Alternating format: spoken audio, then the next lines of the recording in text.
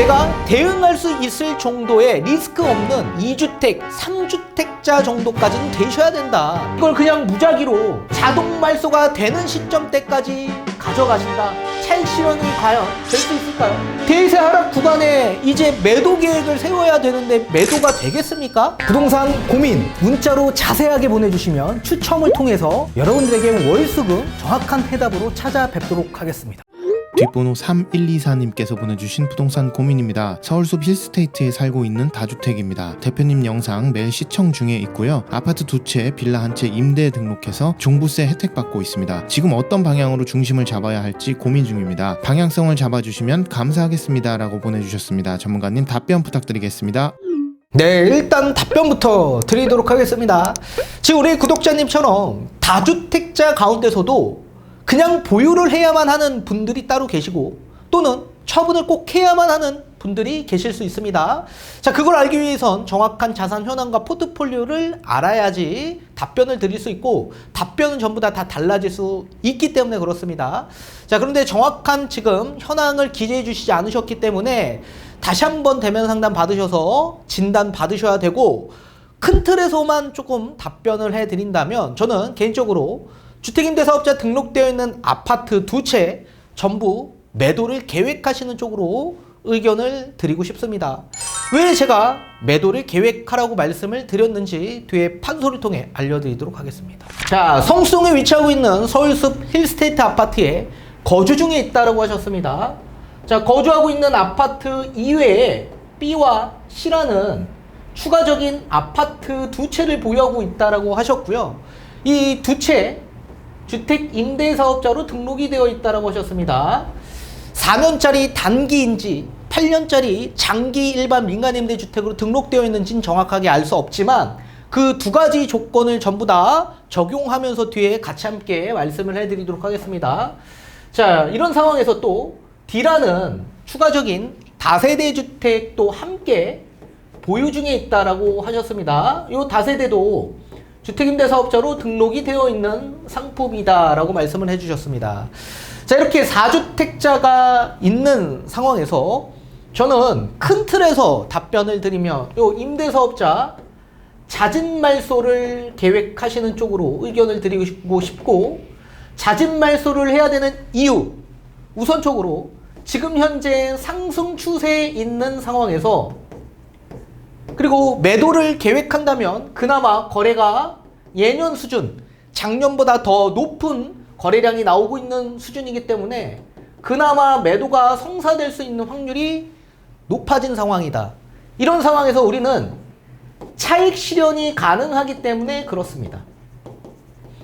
실제 대면 상담 받으러 오시는 분들 가운데서 이렇게 다주택자들도 굉장히 많이 오시는데 뭐 5채 이상 기본이고요. 10채 이상 들고 계신 분들도 많이 오십니다. 근데 그분들 보게 되면 실속이 하나도 없습니다. 제가 다주택자로 가져가셔야 된다. 이 얘기가 5채, 6채, 10채 이상 그냥 무작위로 내가 추가 매입해가지고 들고 있어야 된다. 이런 개념이 아니라 내가 대응할 수 있을 정도의 리스크 없는 2주택, 3주택자 정도까지는 되셔야 된다. 이 얘기를 계속 강조했었습니다. 자, 따라서 지금 우리 입장에서 리스크가 있는지 없는지 제가 정확하게 모르겠지만 리스크가 없다라고 하더라도 반드시 차익 실현이 기본적으로 돼야만 하죠. 우리 이거 아파트 투자 왜 하셨습니까? 결국 궁극적 목표는 자산 증식 아닙니까? 자산이 증식이 되려면 반드시 저점 가격에 내려왔을 때 우리가 매입을 해야 되고 또 정점에 올라갔을 때 어느 정도의 우리가 익절을 통해 충분한 차익 실현을 하셔야지만 자산 증식이 되는 거 아닙니까? 그런데 이걸 그냥 무작위로 자동 말소가 되는 시점 때까지 가져가신다. 그러면 이게 차익 실현이 과연 될 수 있을까요? 만약에 주택임대사업자 등록하신 분들 가장 등록수가 많았던 시점이 2017년, 18년도 그 기점인데 만약에 8년짜리 임대사업자 등록을 했다라고 가정을 해본다면 한 25년, 26년 요 사이에 매도 계획을 세우셔야 되는 분들이 많이 계실 수 있을 텐데 매도 성사가 많이 될 수 있냐라고 본다면 매도 물량이 오히려 굉장히 과다 공급이 돼서 매도 성사가 되지 않고 이 시점에 또 대세 하락으로 진입할 수 있는 구간이기 때문에 오히려 우리가 저점 매수할 수 있는 좋은 매수의 기회를 놓치게 될 수 있게 되는 거죠. 따라서 우리가 자동 말소되는 시점에 나뿐만 아니라 그 당시에 임대사업자 등록하신 분들 8년짜리 뿐만 아니라 4년짜리 물량도 함께 나올 가능성이 매우 높기 때문에 위험성이 다분히 존재한다. 그럼 만약에 이 시기 때까지 우리가 매도를 계획하지 못한다면 적절한 우리가 저점 매수, 투자의 적기라고 할 수 있는 대세 하락의 매수 기회조차 우리가 마련되지 못하는 상황이고 대세 상승장으로 또 전환하는 그 기간대까지 장기간 보유해야만 하는 그런 악순환이 될 수밖에 없습니다. 따라서 반드시 차익 실현을 통해서 우리가 적당한 시기에 또 다시 투자로 접근을 해서 또 저점 매수 그리고 차익 실현 그런 투자적 관점에서 접근을 반드시 하셔야만 한다. 우리 아파트 임대사업자 등록 가운데서 아파트로 신규로 등록 임대주택으로 되어 있는 등록수를 보게 되면 2017년 요 당시에 전국 평균으로 본다면 전국에서는 약 19만 호 정도가 신규로 등록을 했습니다.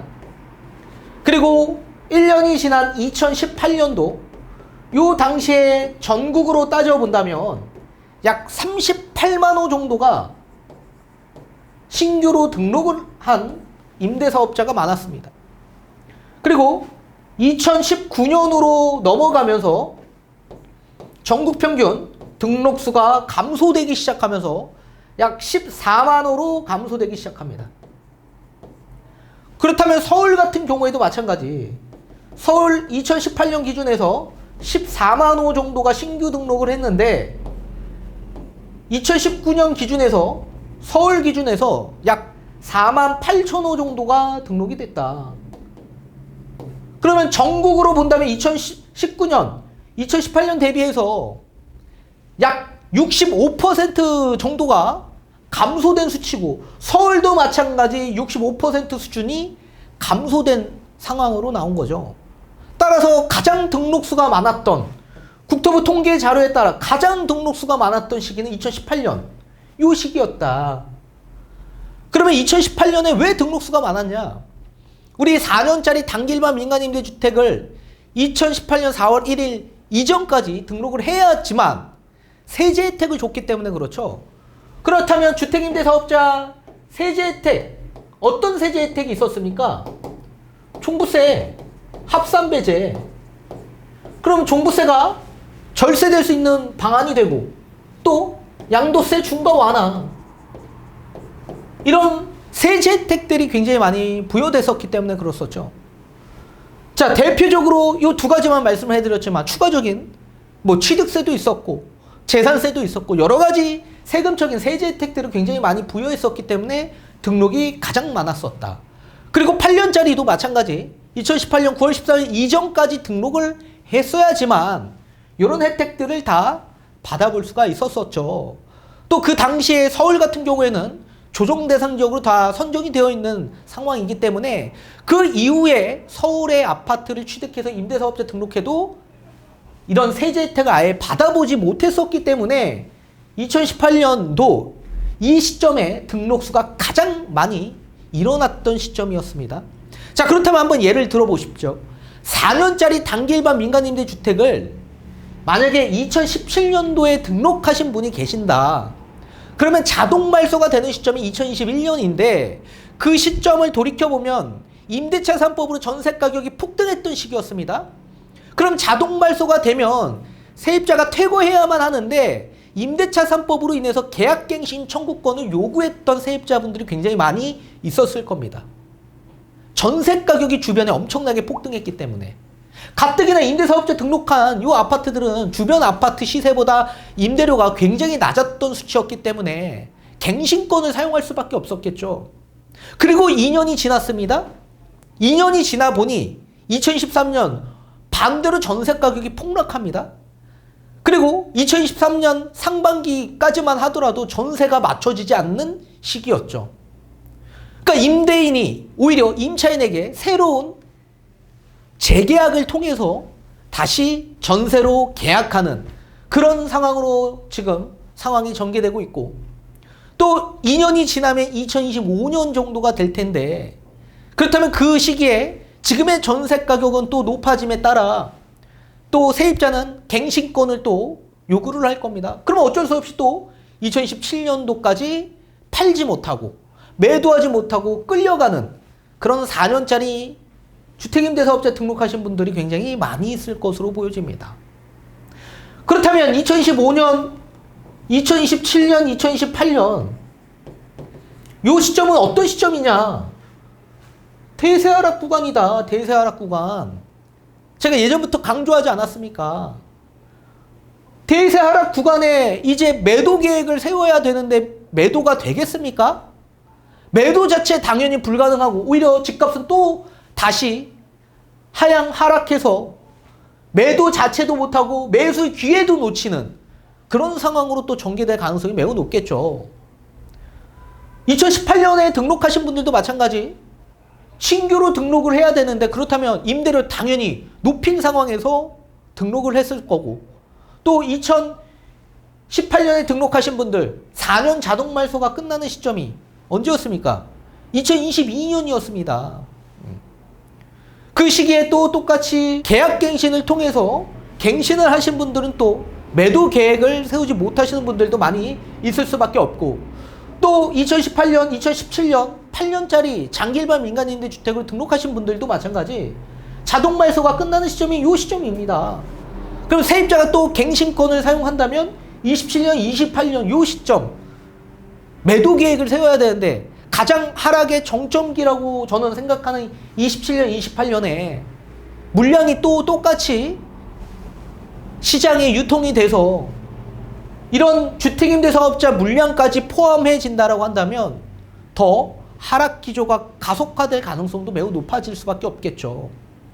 자, 따라서 우리가 괜히 장기적으로 보유해서 매수의 기회도 놓치고 돈은 돈대로 묶이고 또 집값은 또 다시 하락하고, 그럼 내가 다시 차익 실현이 내려면 요 집값이 다시 상승으로 전환되는 구간대까지 기다려야만 하고, 그래서 제가 장기 보유, 장기 거주하는 거 굉장히 반대한다 말씀드리지 않았습니까?